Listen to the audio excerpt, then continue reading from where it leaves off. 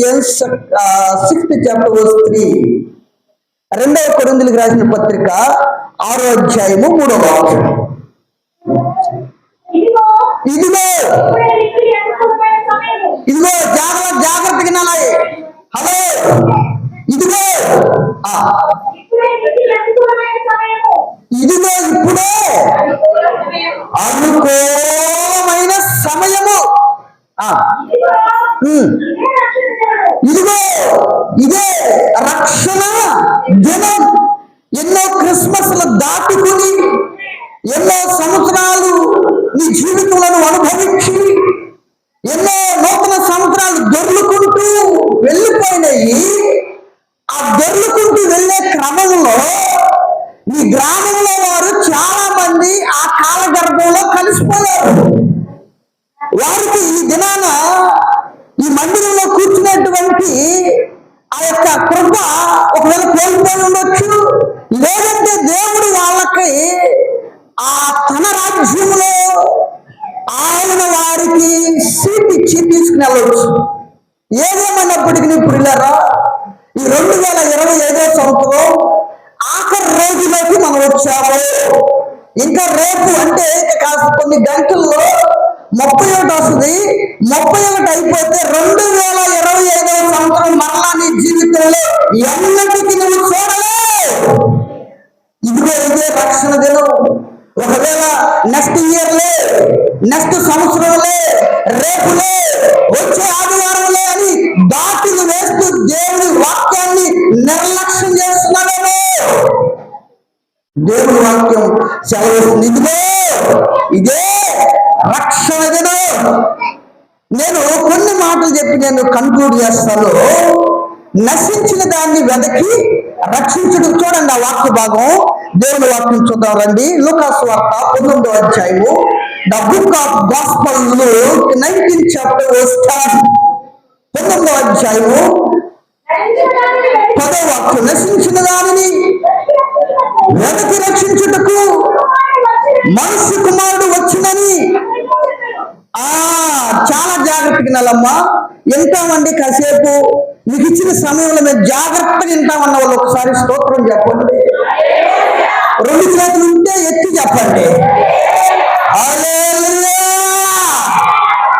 అసలు ఈ మొహాలు చెప్తే ఎంత సంతోషంగా ఉందో నాకు. ఎందుకంటే జీవన కలిగిన దేవుని రెక్కల నీడలో నువ్వు ఉన్నావు. దేవునికి అసాధ్యమైనది ఏది లేదు. నశించిన దానిని వెతికి రక్షించుటకు మనుష్య కుమారుడు ఈ లోకానికి వచ్చాడు. అంటే ప్రియులారా చూడండి, నశించిన దానిని అంటే మానవుని జీవితంలో ఒకవేళ డబ్బులున్నా, ఉద్యోగమున్నా, వ్యాపారాలు ఉన్నా, పొలాలు ఉన్నా, పేరు ప్రఖ్యాతులు ఉన్నా, మనుషులో ఏదో తెలియని బాధ అన్ని ఉంటే షుగర్, బీపీ కృంగదీస్తుంది. అవేమి లేకపోతే భార్యను బట్టి సమస్యలు, భర్తను బట్టి సమస్యలు, పిల్లలు బట్టి సమస్యలు, మరి యవనస్తులైతే పరీక్షలను బట్టి సమస్యలు. పరీక్ష వస్తుంటే ఆల్జీబ్రా, గుండె, గాబరాల.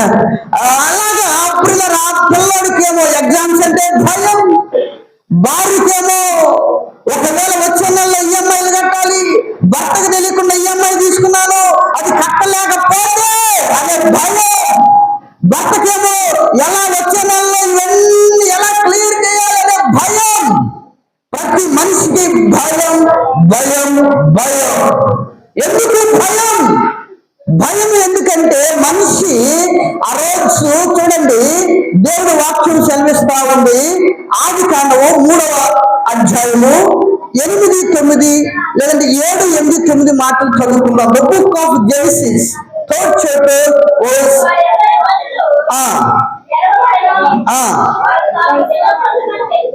తెలుసుకొని 3వ అధ్యాయము 7 నుంచి చదవండి అమ్మా.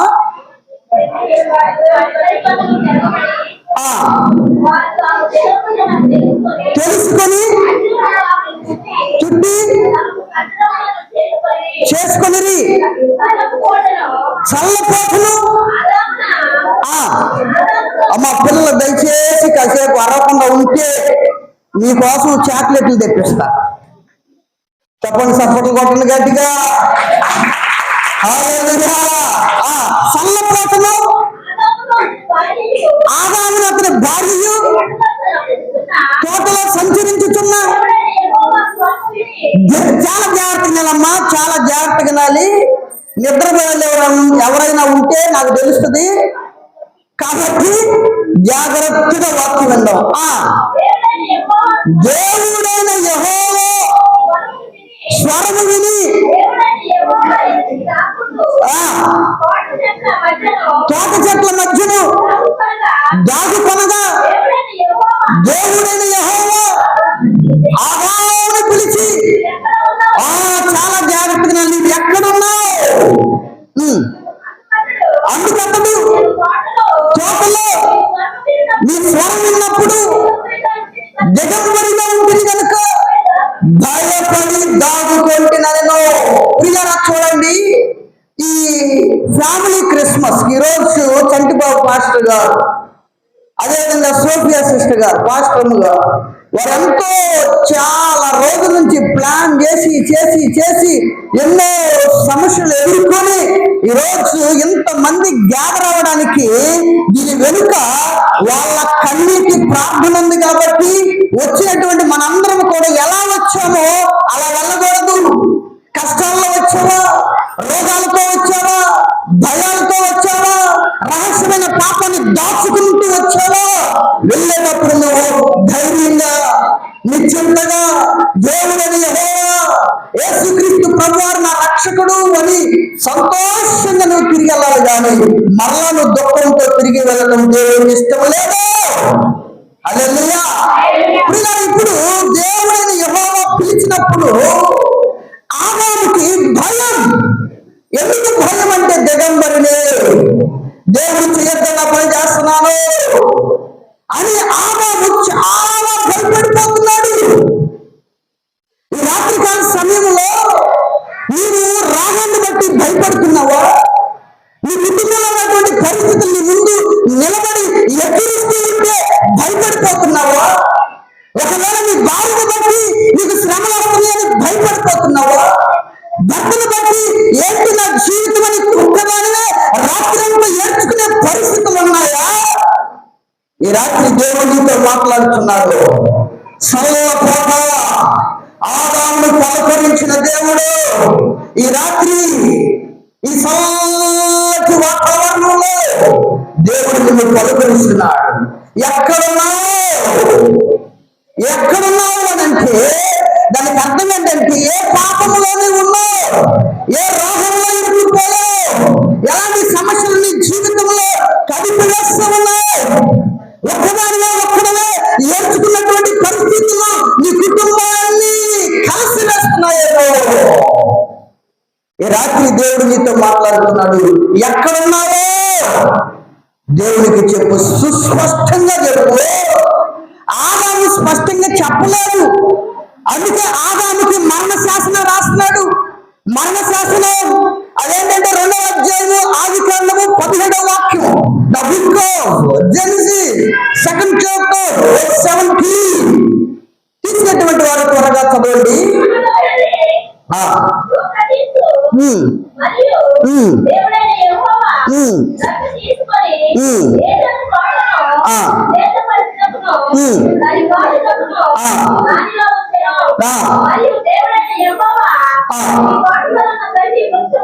జాగ్రత్తగా వినాలమ్మా. ఈ తోటలో ఉన్న ప్రతి వృక్ష ఫలమును నిరభ్యంతరంగా తినవచ్చు, అయితే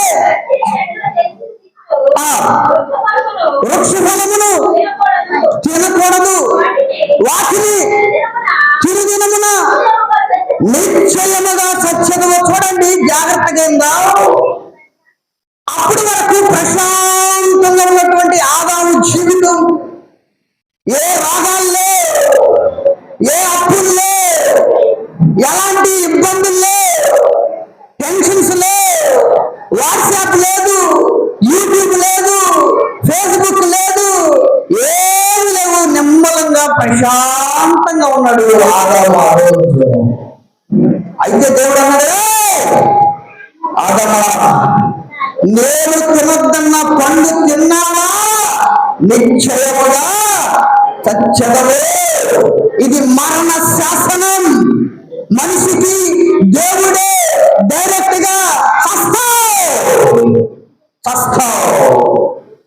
సావు గురించి మరణ శాసనాన్ని రాశాడు ఆ రోజు. ఎవరైతే మరణ శాసనం రాశారో, ఎవరైతే మరణ శాసనాన్ని రాసి ముద్రించారో ఆ దేవుడే ఆ మరణ శాసనాన్ని కొట్టివేస్తే గాని మనిషికి విమోచన కలగదు. గట్టిగా చప్పట్లు కొట్టి స్తోత్రం చెప్పండి. హల్లెలూయా, హల్లెలూయా. ఒకసారి ఇట్లాగే ఆదివారం ఒక అమ్మ పాప బైబిల్ పట్టుకుని బయలుదేరింది ప్రార్థనకి. బయలుదేరి వెళ్ళేటప్పుడు పాప దారిలో వాళ్ళ ఫ్రెండ్ మంగమ్మ అక్క నువ్వు కూడా వస్తావా చర్చికి అని ఇంట్లో దూరిందా. ఆ మంగమ్మ ఏం చేసింది, చక్కగా అక్క కోడలు సీరియల్ పెట్టుకుని కమ్మగా చూస్తుందంట. ఈవిడేం చేసింది, వస్తావా రావా రెండు మాటలు 2 సార్లు చెప్పి టీవీ వైపు కన్నేసింది. దాంట్లో ఈవిడికి ఇష్టమైనటువంటి ఆ సీన్ వస్తుంది. ఈవిడేం చేసింది, బైబిల్ సంఖలో పెట్టుకుని మెల్లగా స్లోగా ఆ మంచం మీద కూర్చుని బైబిల్ సంఖలో చూపేమో సీరియల్ మీద చూస్తుంది, సంఖలో పెట్టు. ఇట్లా కాదులే మంగమ్మక్క మధ్యలో యాడ్లు వస్తాయి కదా, షిఫ్ట్ అంటారు, అది యాడ్లు. యాడొచ్చరికి చచ్చిన అప్పుడు వేసాడు యాడ్ అని చెప్పి ఏం చేసింది, మరలా ఇంటికి వెళ్ళిపోయి ప్లేట్లో మాంసం వేసుకుని, ఆ రోజు ఆదివారం కాబట్టి చికెన్ వేసుకుని చక్కగా వచ్చింది. మరలా సీరియల్ వస్తుంది, తింటుంది, చూస్తుంది, బైబిల్ పక్కన పెట్టేసేసింది, చర్చి మర్చిపోయింది. ఇక తినేటువంటి ధ్యాసలో ఆ సీరియల్ చూసేటువంటి ధ్యాసలో ఆ ముక్కలు తింటూ ఒక బోను ఆ గొంతులో ఇరుక్కోండి అంటుంది. గొంతు స్వరం రావాలా, ఏంటి ఎక్కడ పిల్ల అరుతుందా ఎడుకరుతుందా అని చెప్పి చూస్తే ఈవిడ. ఇక మరలా అప్పుడు హాస్పిటల్కి వెళ్తే గాని గొంతు కోసి ఆ బోన్ తీస్తే 70 ఏళ్ళని ఆ రోజుల్లో. పిల్లలు ఎందుకు నేను మాట చెప్తున్నానంటే దేవుని యొక్క సన్నిధిని నిర్లక్ష్యం చేయకూడదు. తప్పకుండా హల్లెలూయా, హల్లెలూయా. రాగాలలో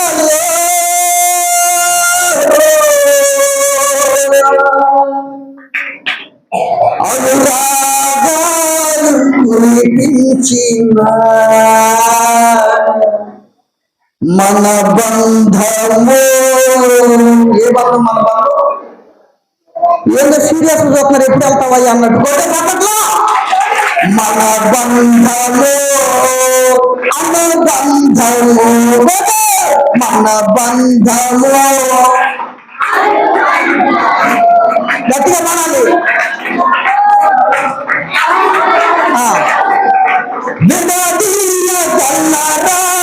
ఎవరైనాను మరి ఏదైనాను, ఎవరైనాను మరి ఏదైనాను రాజా. హల్లెలూయా. మీ సప్పట్లు చూస్తుంటే హాస్పిటల్ ఐసీయూ దగ్గర కూర్చొని ఏం చేస్తాలమ్మా నాకే బట్టినే అన్నట్టు సంతోషంగా హల్లెలూయా చెప్ప. జీవము కలిగిన దేవుని రాత్రి నీ రుగ్మతలో, నీ సమస్యలో, నీ కన్నీళ్ళు, నీ భయాలు, నీ ఈయతల్లో, నీ లోపల యేసు నామములో తీర్చి హల్లెలూయా. ఎన్నో సంవత్సరాల నుంచి రక్తస్రావం కలిగిన స్త్రీ ఎన్నో హాస్పిటల్కి వెళ్ళింది, ఎంతో మంది వైద్యుల్ని సంప్రదించింది. కానీ ఒక రోజు తన కన్నీళ్లు తొడవబడే రోజు వచ్చింది. నమ్మింది, ముట్టింది వస్త్రపు చెంగును. కొన్ని ఆ రోజులు ఎంతో డబ్బుని అంటే ద్రవ్యములో దారపోసినటువంటి ఆ స్త్రీకి ఆ రోజు విముక్తి కలిగింది. హల్లెలూయా. ఏ ఆపరేషన్ చేయలేదు, ఏ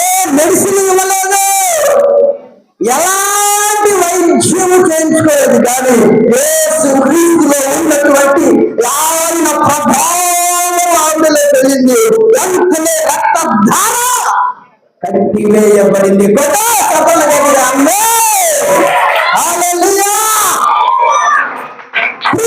ప్రతి మనిషికి భయం. ఆదాము గురించి దేవుడు మరణ శాసనం రాశాడు, చస్తావు. కానీ ఇప్పుడు దేవుడే కలుగు చేసినటువంటి మనిషి, దేవుడి కుమారుడు ఆయన స్వరూపంలో చేసుకున్నాడు. God has created in his image. ఆయన స్వరూపంలో దేవుడు చేసుకున్నాడు. ఇప్పుడు తల్లిదండ్రికి ఒక కుమారుడు ఉంటే వాడు రోజు ఏదో గొడవ చేసి జైలుకి వెళ్తా ఉంటాడు. తల్లి విలవల్లాడిపోతుంది, తండ్రి కృంగిపోతాడు. ఎలాగైనా నా బిడ్డ దగ్గర నా మెడలో బంగారు తాడుందయ్యా, ఇది తాకట్టు పెట్టైన డబ్బులిచ్చి జామీనిచ్చి నా పిల్లలు నడిపించండి అని తల్లి వేడుకుంటుంది, బ్రతిమలాడుతుంది. కారణం తన కడుపున చెప్పలే. ఏదో సీరియస్ గా వస్తున్నారు, వెళ్ళిపోదాం గట్టిగా చెప్పు. హల్లెలూయా, హల్లెలూయా. మీరు కాసేపు వెళ్ళిపోతారు, మేము కూడా వెళ్ళిపోతాం. మేము 6 గంటలు ప్రయాణం చేస్తే గానీ మా గమ్యస్థానాలు మేము చేరలే. మీరందరూ మా కోసం ప్రార్థన చేయాలి. చేస్తాన్న వాళ్ళు ఒకసారి వెళ్ళలే చెప్పండి, గట్టికి చెప్పు.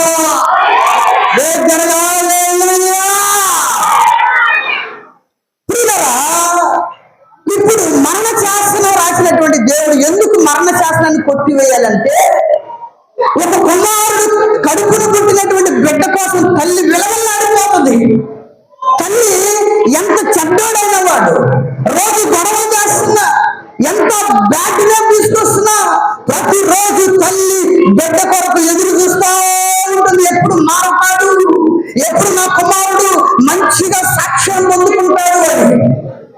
అలాగే దేవుడు కూడా మరణ శాసనం రాసిన దేవుడు ఎందుకు రాశాడు అదంటే, పాపము చేయకున్న పని అతిక్రమించాడు, పాపాన్ని చేశాడు ఆదాము.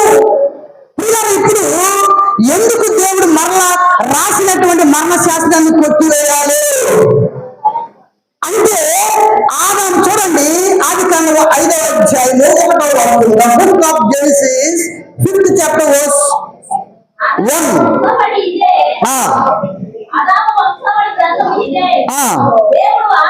అమ్మ జాగ్రత్తగా వినాలి. దేవుడు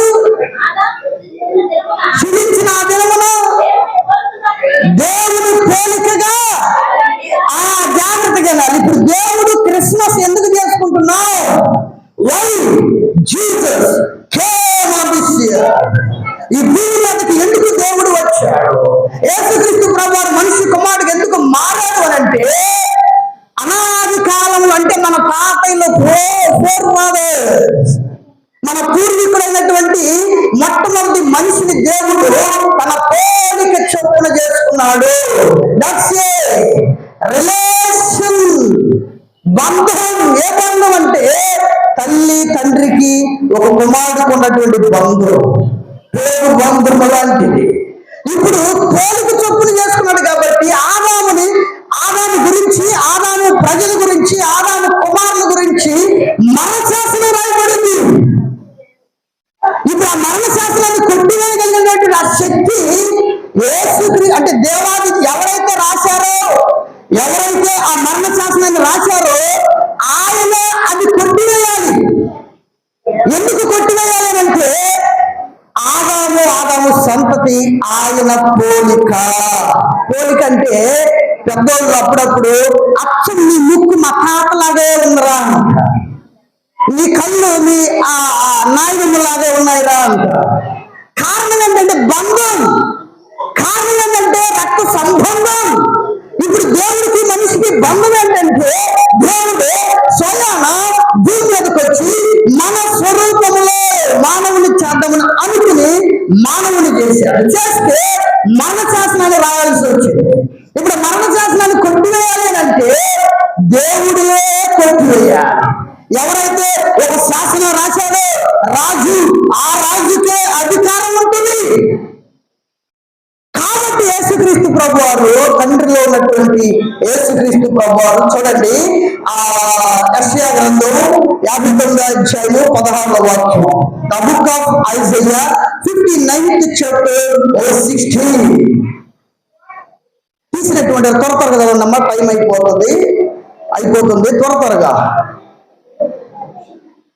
59వ అధ్యాయము 16వ వాక్యం. సంరక్షకుడు లేకపోవుట, ఆయన చూసెను, మధ్యవర్తి లేకుండా చూసి ఆశ్చర్యపడను. కాబట్టి ఆయన బాహువు చూడాలి జాగ్రత్తగా. ఇక్కడ యేసుక్రీస్తు ప్రభు వారు ఒక మనిషి కుమారుడు మాత్రమే కాదు, ఆయన లేకుండా ఏమీ కలుగలేదు. నిన్న నేడు నిరంతరం ఏకరీతిగా ఉన్నవాడు. ఆయన మూలముగా సమస్తము కలిగింది. ఆయన వాక్యమై ఉన్నాడు, దేవుడై ఉన్నాడు. ఆ వాక్యము కృపా శక్తి సంపూర్ణంగా మన మధ్యలోకి వచ్చేసింది. మీరు తర్వాత చదువుకోండి, యోహాను సువార్త 1వ అధ్యాయంలో చాలా క్లియర్ గా ఉంటుంది. Is not only son of man. ఆయన మనిషి కుమారుడు కాదు, 33.5 సంవత్సరాలు మాత్రమే మనిషి కుమారుడుగా మారాడు. కారణం, మన పోలిక చొప్పున చేసిన మానవుని కలుసుకోవాలి. మానవుడేమో భూమి మీద, దేవుడేమో పరలోక రాజ్యం. ఇప్పుడు దేవుడే డైరెక్ట్ గా భూమి మీదకి రావాలంటే అసంభవం.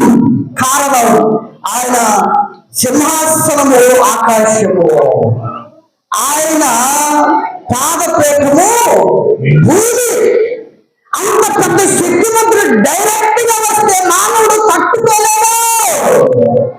మోసే అంటాడు, హృదయ I want to see you, నువ్వు చూడాలంటాడు. దేవుడు అంటాడు, మోసే నువ్వు నన్ను చూడలే, నేను వెళ్తున్నప్పుడు వీపు వెనక భాగాన్ని చూడు. ఇప్పుడు దేవుడు డైరెక్ట్ గా వస్తే భూమి, ఆకాశము, భూమి, ప్రచండ వాయువులు, ఓ భయంకరమైన సముద్రం, వీటన్నిటినీ సృజించిన వాడు, సర్వశక్తివంతుడు, వాటన్నిటిని మించిన శక్తి కలిగిన వాడు. నీవు నేను ఆరాధిస్తున్న దేవుడు. తప్పట్లు గట్టిగా హల్లెలూయా. కొంతమంది ఏం కొడతావులయ్యా అన్నట్టు కొడుతున్నారు. గట్టిగా కొట్టనమ్మా. షుగర్, బీపీ, షుగర్ అంతా వెళ్ళిపోతుంది ఈ శరీరంలో. హల్లెలూయా. మీరు అప్పుడప్పుడు ఒక్కళ్ళే ఉంటే, షుగర్ పేషెంట్లు ఎవరైనా ఉంటే, ఆనందమే పరమానందమే ఆశ్రయమైన యేసయ్యా నీలో. చక్కగా సపోర్ట్లు కొట్టి పాడబాడండి. డాక్టర్ దగ్గరికి వెళ్ళినప్పుడు డాక్టర్ ఏం చెప్తాడు? అమ్మ నడుస్తున్నావా అని అడుగుతాడు. సపోర్ట్లు కొట్టినా కానీ చాలా మంచిది. అర్థమైందమ్మా? అందుకని మీరు అనారోగ్యంగా ఉన్న ఏ దిగులు చెందాల్సిన అవసరం లేదు. దిగులు చెందకు భక్తుడా,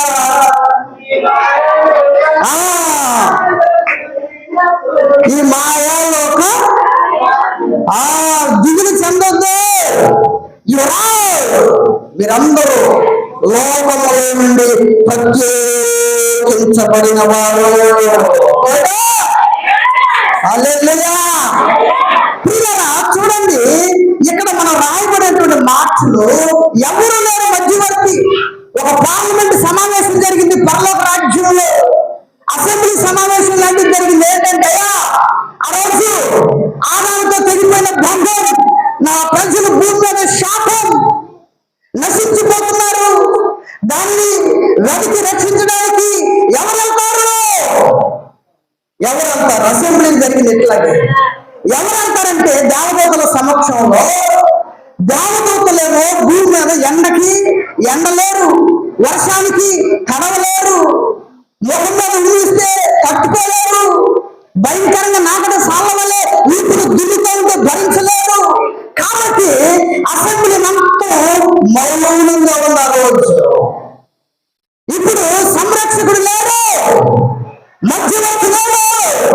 నో మీడియేటర్ బిట్వీన్ గాడ్ అని మనిషికి దేవుడికి మధ్యలో సంరక్షణ ఎవరో లేడు. కాబట్టి ఆయన బాహువు, చదవండి అమ్మా, 59:16. కాబట్టి ఆయన బాహువు ఆయనకు సహాయం చేసింది. గట్టిగా చప్పట్లు కొట్టు, ఇది క్రిస్మస్. కాబట్టి ఆయన బాహువు ఆయనకు సహాయం చేసింది. అంటే దేవాది దేవుడు ఆకాశము దాటి, రెండవ ఆకాశము దాటి, మూడో ఆకాశమైన పరలోక రాజ్యములో నిత్య మానవ ప్రతి గానముల చేత పరిశుద్ధుడు పరిశుద్ధుడు పరిశుద్ధుని ఆరాధించబడుతున్నటువంటి మహోన్నతమైన దేవుడు ఆయనలో ఉన్నటువంటి క్రీస్తు కుడి పార్శ్వం ఉన్నటువంటి యేసుక్రీస్తు ప్రభువారు బయటకు వస్తానయ్యా అంటున్నాడు. ఎక్కడికి? భూమి మీదకి వస్తానయ్యా. ఎలా? శరీరాన్ని ధరించుకుని వెళ్తున్నాయ్యా. అక్కడ ఎండకు ఎండాలి, వానకు తడవాలి, ఓ భయంకరమైన నిందలేసి నీ ముఖం మీద ఉమ్మేస్తారు, నీ శరీరాన్ని దున్నుతారు, అన్యాయము తీర్పు తీరుస్తారు, అయ్యో అని ఏడిస్తేటువంటి పరిస్థితి వస్తుంది. కానీ డాడీ నేను వెళ్తా.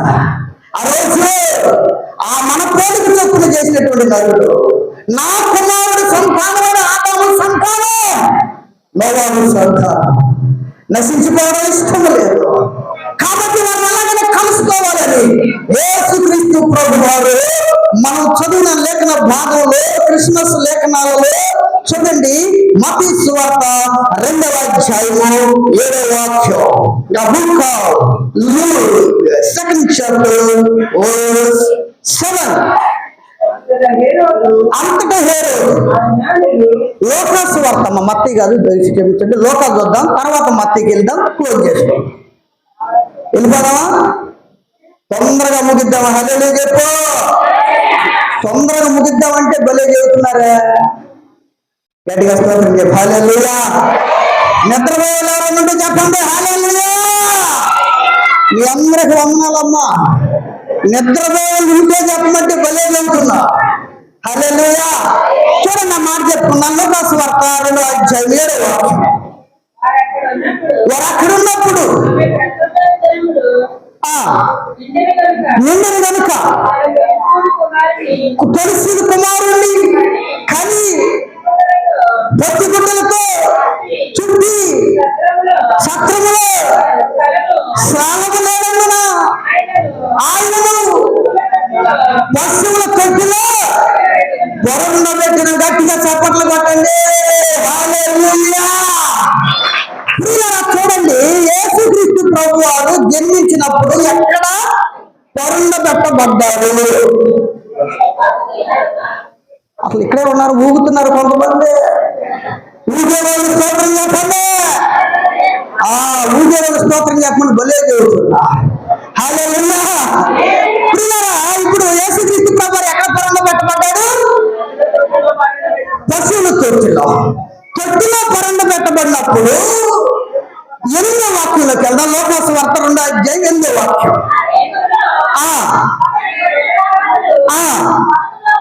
పొలంలో ఉండి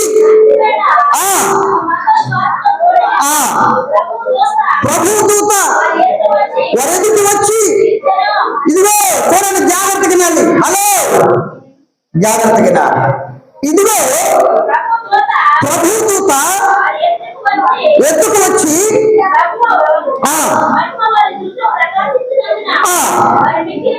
మిక్కిలి భయపడి, అయితే అదొక జాగ్రత్తగా నా అమ్మ. ఆవలించేవాళ్ళు, నిద్రపోయేవాళ్ళు, కాస్త నీరసం ఉన్న వాళ్ళు గట్టిగా స్తోత్రం చెప్పండి. హల్లెలూయా.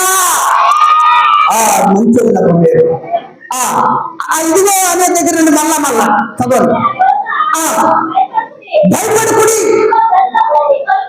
ప్రజలందరికీ కలుగుతావు.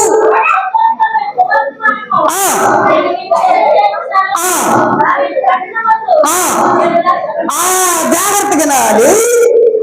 గొర్రెల కాపరులకి దేవదూత ప్రత్యక్షమైనప్పుడు దావీదు పట్టణమందు లేడు. అంటే పుట్టిన రోజే గొర్రెల కాపరులకి దేవదూత ప్రత్యక్షమయ్యి ఆ మహా సంతోషకరమైనటువంటి రక్షకుడు పుట్టి ఉన్నాడనేటువంటి గుడ్ న్యూస్. గొర్రెల కాపరుల కొరకు ఒక మంచి సువార్త తీసుకొచ్చాడు దేవుడు ద్వారా.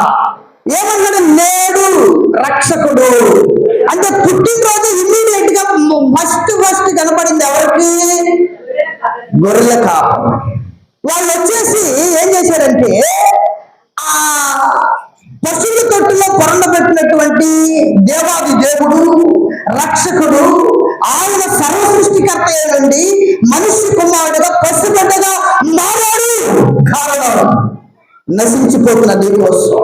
ఈ రాత్రి ఏ విషయంలో నశించిపోతున్నావో, ఏ విషయంలో కన్నీరు గారుస్తున్నావో, ఎవరికి చెప్పుకోలేని సమస్యలతో సతమతమైపోతున్నావో, పైకేమో నవ్వుతూ వందనాలు చెప్తున్నావు, అయ్యా బాగానే ఉన్నావు అంటున్నావు, ఏం కాదులే అంటున్నావు, లోపల నీ జీవితంలో భయంకరమైనటువంటి టెన్షన్స్ తో, బాధలతో, కన్నీళ్లతో, కలవరాలతో నలిగిపోతున్న నీకోసం యేసయ్య నీతో మాట్లాడుతున్నా. ఆ రోజు తూర్పు దేశపు జ్ఞానం వచ్చినప్పుడేమో, తర్వాత చదువుకోండి 10వ అధ్యాయం 8వ వాక్యం ఉంటుంది. మత్తయి సువార్త 2:7-8 వాక్యాల్లో తీసినటువంటి వారు ఏదైనా త్వరగా చదివితే నేను ముగిస్తాను, టైం అయిపోయింది. ఫాస్ట్ గా హల్లెలూయా చదవండి అమ్మా. ఆ నక్షత్రము కనబడిన కాలము ఇంకా ముందుకెళ్ళమ్మా. కాదు కదా, అదే వాక్యం అమ్మా. అది కాదమ్మా. వారు ఆ నక్షత్రమును చూసి అత్యానంద భరితులై ఆ పశువుల కాపు అంటే ఆ యొక్క గొర్రెల కాపులు వచ్చినప్పుడేమో పశువుల తొట్టిలో ఉన్నాడు. తూర్పు దేశపు జ్ఞానం వచ్చినప్పుడేమో ఇంటిలో ఉన్నాడు. గట్టిగా చప్పట్లు కొట్టండి. హల్లెలూయా.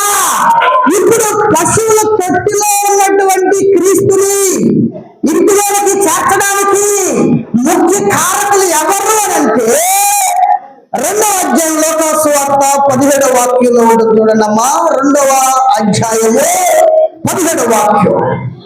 వారు చూసి శిశువును గూర్చి తమతో చెప్పబడిన ఆ మాటలు జాగ్రత్తగా నాలు ఏం చేశారమ్మా? ప్రచురం అంటే ప్రకటించారు. గట్టిగా చప్పట్లు కొట్టు. హల్లెలూయా. గొర్రెల కాపర్లకి ఎప్పుడు స్కూల్కి వెళ్ళలేదు, కాలేజీకి వెళ్ళలేదు, కాలేజీకి వెళ్ళలేదు, ఇంజనీరింగ్ కాలేజ్ చదువుకోలేదు, యూనివర్సిటీకి వెళ్ళలేదు, కానీ they have preached the gospel. సువార్తను ప్రకటించారు. ఏమన్నాయా? బెత్లెహేములో ఆ పశువుల తొట్టులో కరెంటు కట్టబడినటువంటి బాలుడు కాదు, ఆయన దేవుడు. బాలుడు కాదు, దేవుడు. మీరేం చేస్తున్నారు? ఊర్లో పశువుల తొట్టులో పెట్టబడినటువంటి ఒక పశు బాలుడిని ధృవీకరించారు. కానీ ఆయన సర్వలోక సృష్టికర్త, ఆయన దేవాది దేవుడు అని వాళ్ళు ఏం చేశారంటే వెళ్ళేటప్పుడు ప్రచురము చేశారు. ప్రచురం చేసినప్పుడు మీలాంటి ఒక అమ్మ, అయ్యో ఎంత ఘోరం జరిగిపోయింది, మా ఊర్లో సర్వ సృష్టికర్త జన్మిస్తే పశువులు తొట్టిలో పరంగా పడుతుందో నా ఇంట్లో ఉండాలి. గట్టిగా చప్పట్లు కొట్టు. నా ఇంట్లో ఉండాలని చెప్పి ఒక ఆవిడ ఏం చేసిందంటే, ఏలేశ్వరంలో ఉన్నటువంటి మీలాంటి ఒక అమ్మ ఏం చేసిందంటే ఇల్లు యేసుక్రీస్తు ప్రభు వారికి ఇచ్చేసింది. తూర్పు దేశపు జ్ఞానులు వచ్చినప్పుడు ఎక్కడికి వచ్చారు? ఇప్పుడు గట్టిగా చప్పట్లు కొట్టు. మీ చప్పట్లు కొట్టుంటే ఎట్లా ఉన్నాయంటే ఛార్జింగ్ అయిపోయిన ఫోన్ ఉండి చూసారా, ఎంత నొక్కినా పని చేసావు.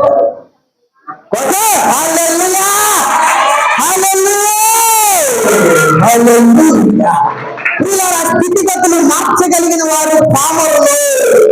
ఒకవేళ మీకు నాకేం రాదు, నేను వ్యాపారం చేయలేను, ఉద్యోగం చేయలేను, కాపురం చేయలేను అనుకున్నాను, నీ దేవుడు నిన్ను సమస్తము చేయించగలిగిన సమర్థుడు నజరేయుడైన యేసు.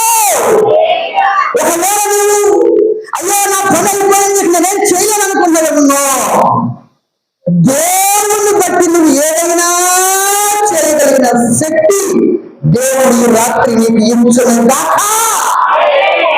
వారు చదువులేదని ఆగిపోలేదు. వెళ్ళేటప్పుడు ఒక చిన్న వార్త అలా తప్పించుకుంటూ వెళ్ళారు. యేసుక్రీస్తు ప్రభు వారి స్థితిగతులు మార్చివేయబడ్డాయి. ఇప్పుడు నశించిన దానిని వెదకి రక్షించడానికి వచ్చిన వాడు నజరేయుడైన యేసు. హల్లెలూయా. ఇప్పుడు నశించడం అంటే ప్రియులారా, ఈ లోకంలో భయంకరమైన నాశనం, ఘోరమైన పరిస్థితులు, అయ్యో కన్ను ముందు కానరాకున్న టెక్నాలజీ, ఫేస్బుక్ వచ్చింది, వాట్సాప్ వచ్చింది, యూట్యూబ్ వచ్చింది, టెక్నాలజీ, ఆర్టిఫిషియల్ ఇంటెలిజెన్స్, ఈ టెక్నాలజీ అంత బాగా వేగంగా వెళ్ళిపోతూ అనుకున్నటువంటి మానవునికి కొన్ని విషయాలు హానికరంగా మారి పాపంలో పడివేస్తున్నాయి. మన ఈ మధ్యలో పిల్లరా 8వ తరగతి 9వ తరగతి చిన్న పిల్లలు, వారి వయసు అంతా, వారు విజయవాడలో బస్ ఎక్కి హైదరాబాద్కి వెళ్ళి మాకు ఇల్లు అద్దె కావాలి, మేమిద్దరం ప్రేమించుకున్నాం, మాకు ఇల్లు కావాలని అడుగుతున్నారు. ఎంత వయసు? 9. కారణం సోషల్ మీడియాలో అశ్లీల దృశ్యం. నీ పిల్లలు, నీ యొక్క కుమారులు ఏం చేస్తున్నారో నువ్వు గమనించుకుంటూ వాళ్ళ కొరకు కన్నీటిని నువ్వు పెట్టుబడిగా పెడితే నీ కుటుంబంలో వెలుగుతో దేవుడు, జ్ఞానంతో దేవుడు, నీతి నిజాయితీ పరిశుద్ధతో దేవుడు నింపుతాడు. కానీ వాళ్ళని వాళ్ళ దారిని వాళ్ళు వదిలేస్తే రేపు నీ కుటుంబానికి ప్రమాదకరంగా మారుతారు. హల్లెలూయా. చెప్పండి గట్టిగా. 2 నిమిషాల్లో ముగిస్తా, గట్టిగా చెప్పండి. 2 నిమిషాలు అంటే ఏం బోసులో చదువుతున్నారమ్మా. పిల్లలు చూడండి, ఆ రైట్ బ్రదర్స్ అని విమానాన్ని కనుక్కున్నారు. ఏం కనుక్కున్నారు? విమానాన్ని కనుక్కున్నారు. థామస్ అల్వా ఎడిసన్ బల్బును కనుక్కున్నారు. ఈ విమానాన్ని కనుక్కున్నటువంటి Wright brothers father Milton Wright, ఆయన పిల్లల కోసం రోజు ప్రార్థన చేసేవారు. వారు చిన్న చిన్న కాగితాలతో విమానాల్లాగా చేసి అని ఊదుతూ అవి ఎగురుతూ ఉంటే చప్పట్లు కొడతా ఉండేవారు. అప్పుడు వాళ్ళ తండ్రి ప్రార్థన చేశాడంట, అయ్యా నా బిడ్డలు నిజమైన విమానాన్ని గాలిలో ఎగరేసే జ్ఞానంతో నా బిడ్డల్ని ఆశీర్వదించాలని చిన్ననాటి నుండే కన్నీటి దూపం వేస్తూ ప్రార్థన చేస్తూ చేతులు ఎత్తుతూ ఆ బిడ్డల కొరకు ప్రార్థన చేస్తా ఉంటే ఒక రోజు 1940 సంవత్సరంలో నిజముగానే గాలిలో ఎగిరే విమానాన్ని కనుగొనగలిగినటువంటి గొప్ప జ్ఞానాన్ని దేవుడు వాళ్ళకి ఇక్కడ గట్టిగా తప్పలేదు. హల్లెలూయా. మన బిడ్డల కొరకు మనం కన్నీటిని పెట్టుబడిగా పెట్టాలి. దినాలు బాగాలేదు, వయసుతో సంబంధం లేదు. మొన్న 67 ఏళ్ళు నాకు పెళ్లి కావాలంటున్నాడు. కారణం సోషల్ మీడియాలో చూసి చూసి వాళ్ళెన్నో చేసుకున్నారు. నాకు దేవుడు భూమి మీద ఇలా బ్రతకాలి, నీతి, న్యాయం, పరిశుద్ధత, యథార్థత, కొన్ని విలువలు ఆ రోజు మోసేకి ఇచ్చారు ఇలా బ్రతకమని. తర్వాత కాలంలో వినకపోతే ఆయనే డైరెక్ట్ గా మరణ శాసనాన్ని కొట్టి వేయడానికి భూలోకానికి వచ్చిన దేవుడు ఈ రోజు నువ్వు ఆరాధిస్తున్న దేవుడు. గట్టిగా హల్లెలూయా. మరణ శాసనాన్ని రాసిన దేవుడు ఆయనే మరణమై మరణ శాసనాన్ని కొట్టి వేసిన దేవుడు. నజరేయుడైనా సౌండ్ లేకుండా చదువుతున్నారు, చెప్పనమ్మా. నజరేయుడైనా నజరేయుడైనా నజరేయుడైనా ఈ రాత్రి ఒకవేళ నీవు లేచి నిలబడదాం, ఒక చిన్న ప్రార్థన చేసుకుని మనం ముగించుకుందాం. ఈ రాత్రి మరణ శాసనాన్ని కొట్టివేసిన దేవుడు ఈరోజు నీ జీవితంలో, నీ వ్యక్తిగత జీవితంలో, నీవు పడుతున్న శ్రమ నుండి, నువ్వు కాల్సిన కన్నుల నుండి, నువ్వు ఇరుకుపోయిన పాపము వీటిలో నుండి, ఒకవేళ భర్తకు తెలియకుండా, భార్యకు తెలియకుండా రహస్యమైన పాపంలో ఇరుక్కుపోయావేమో. దేవా కళ్ళు మూసుకుందా, ఎవరు కళ్ళు తెరవద్దు. అయ్యా నా కొరకు ఎంతో ప్రాణత్యాగం చేసేవయ్యా, చిన్న బిడ్డలు మాట్లాడద్దు, కళ్ళు మూసుకుందా. ఒక్క క్షణం నీ వ్యక్తిగత జీవితంలో, నీ కుటుంబంలో ఏ విషయంలో నువ్వు కన్నీళ్ళు విడుస్తున్నావో, ఏ విషయంలో నువ్వు కలవరపడుతున్నావో, ఎన్నాళ్ళుగానే సంతోషం లేదు,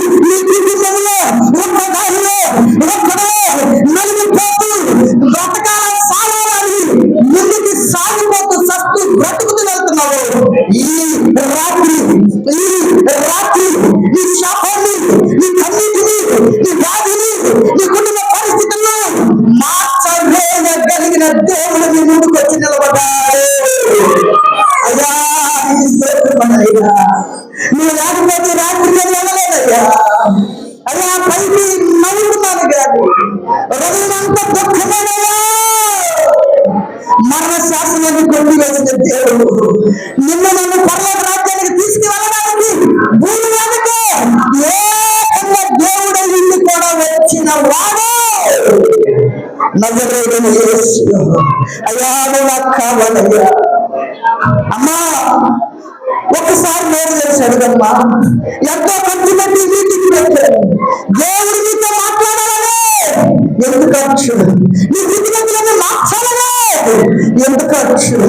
నేను వ్యాధితో బాధపడకుండా ఈ రాత్రి ఆ వ్యాధి ఏదైనా, ఆ నరకకరమైన వ్యాధి ఏదైనా, బాధాకరమైన వ్యాధి ఏదైనా, సతమతమవుతున్నటువంటి నీ వ్యక్తిగత జీవితంలో ఏ సమస్య అయినా యేసు నామములో నీ సమస్యలన్నీ తీరిపోయాక. అయ్యా అమ్మ ఒక్కసారి అడిగిన మాత్ర క్షణం ఆఖరి నిమిషం ఒక్కసారి లేదు. అయ్యా అయ్యా నువ్వు నాకు కావాలయ్యా, నీ నెమ్మది నాకు కావాలయ్యా, నీ యొక్క స్వస్థత నాకు కావాలయ్యా. అయ్యా నీ మనస్సు నాకు కావాలయ్యా. ప్రశాంతంగా లేవయ్యా నా కుటుంబం, ఎప్పుడు కన్నీళ్ళనయ్యా, ఎప్పుడు కలవరాలయ్యా, ఎప్పుడు తిరిగిన లేవో కన్నులతో కలిగిపోతున్నాయ్యా. అయ్యమ్మా అయ్యా నన్ను క్షమించయ్యా, నా కుటుంబాన్ని ప్రేమించి నా కుటుంబంలో రావాలయ్యా, నువ్వు రావాలయ్యా ఈ రాత్రి నాతో. అమ్మా నీ కొరకు మరణ శాసనాన్ని కొట్టి వేసిన దేవుడు నిన్ను కన్నులతో పంపించడు, కన్నులతో పంపించడు. కలవరాలతో వెళ్ళకూడదు, నీ వ్యాధి నెల్లైపోదు కాక, నీ నడుమని వేసి నామల్లో నలమైపోదు కాక, నలమట్టి వేసి నామంలో వేసి నామంలో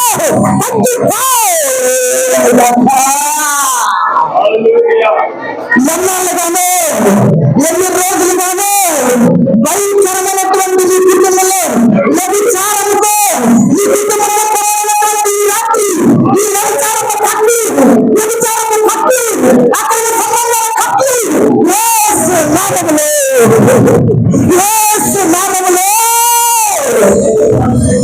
వ్యభిచారపు సంఖ్యను పెరిగిపోను గాక. అయ్యా నువ్వు రావాలయ్యా, నువ్వు లేకుండా నేను వెళ్ళలేదయ్యా. ఒక్కదాన్ని రెండో రోజులు నేర్చుకుంటున్నాయ్యా. అయ్యా నా కళ్ళు నేర్పిస్తారయ్యా, నువ్వు లేకపోతే వెళ్ళలేదయ్యా. నా కన్నులు తిరిగినాయ్యా, ఎంతో ఆశతో ఎందుకు వచ్చినాయా.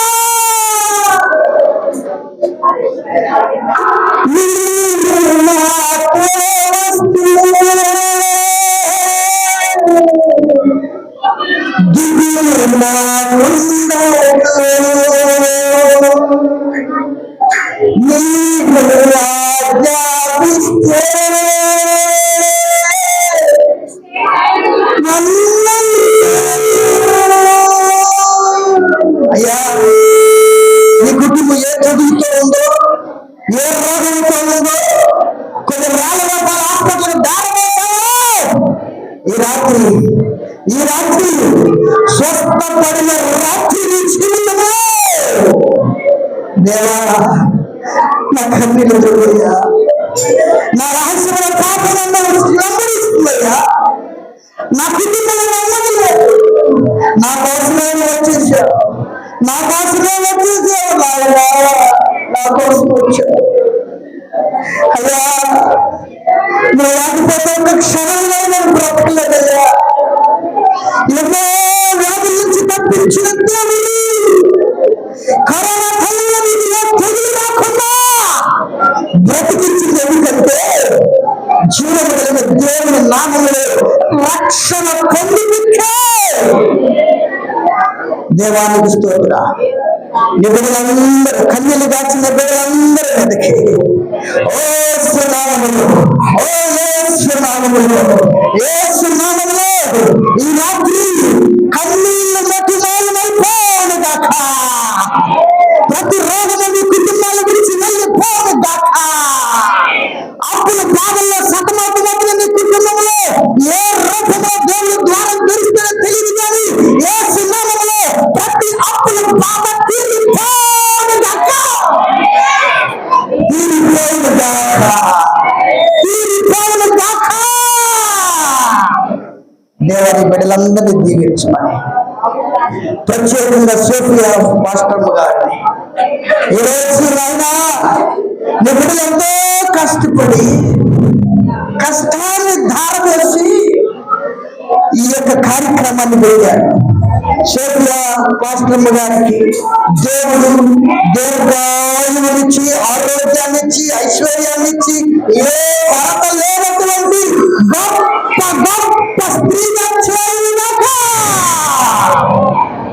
మీరే డబ్బులు పొందుకోమని మీ సేవకుడైనటువంటి చంటిబాబు గారు ఆయన భారతదేశంలోనే కాదు దేశ దేశాలలో మారు మ్రోగినట్లుగా వాడుకోవడం గాక.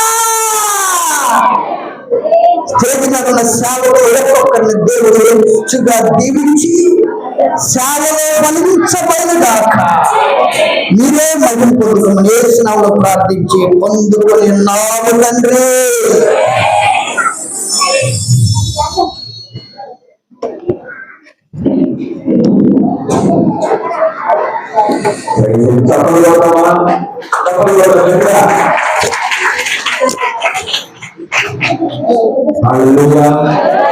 అలాగే నిలబడడం మన మధ్యలో నాయకులు ఉన్నారు, ఇస్తారు.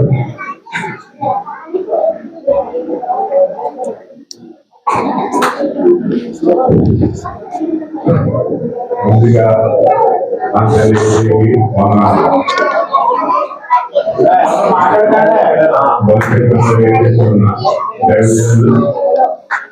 వాళ్ళ ఉంటున్న అందరికీ నా క్రిస్మస్ తెలియజేస్తున్నానండి. ముఖ్యంగా మాది ఈ రోడ్లైనా మా సైడ్ ఉన్నాయి కదా, నేను పోరాట ప్రచారాన్ని 10వ సంవత్సరం రోజు ఆలోచించా కానీ తెచ్చి ఉంటా లేదో తెలియదు. కానీ డ్రెస్లో రాగానే ఇంత అద్భుతంగా ఈ చెట్లు కానీ ఇక్కడ సందర్భం కానీ ఇంత గొప్ప మార్పులు నేను దర్శన చాలా గొప్ప వ్యక్తులు నాకు ముందుగా ఆయనకి మా ఈ ప్రపంచాన్ని పుస్తకాలు మనం వేసేయ. నేను మా చుట్టాలను బంధువులందరూ హిందువులు, సామవారు అమ్మవారు గౌరవం, కానీ నేను కనిపించేది ఎందుకంటే ఈ దేవుడు ఎంత శక్తిలో నేను తెలుసుకున్నాను. ఏంటంటే నేను చాలా ఇబ్బంది పడి అందులో వ్యసనాలు తెలియవలసింది.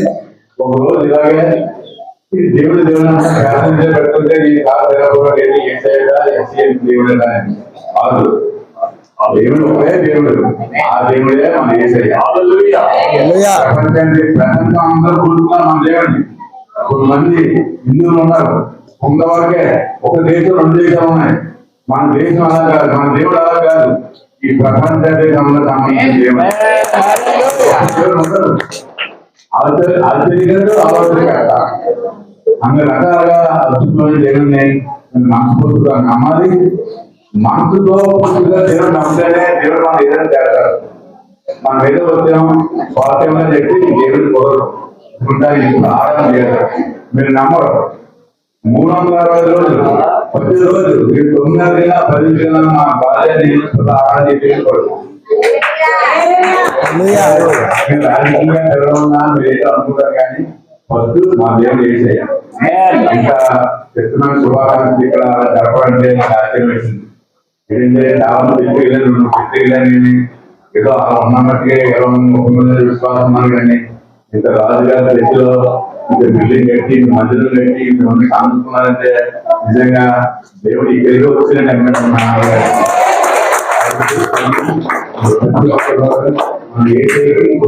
చెప్పాలి దేవుడు మన దేవుడు ఒకే దేవుడు. ఈ ప్రపంచం ఎవరు లేరు. నూతన క్రిస్మస్ నూతన శుభాలను తెలియబడుతున్నాడు.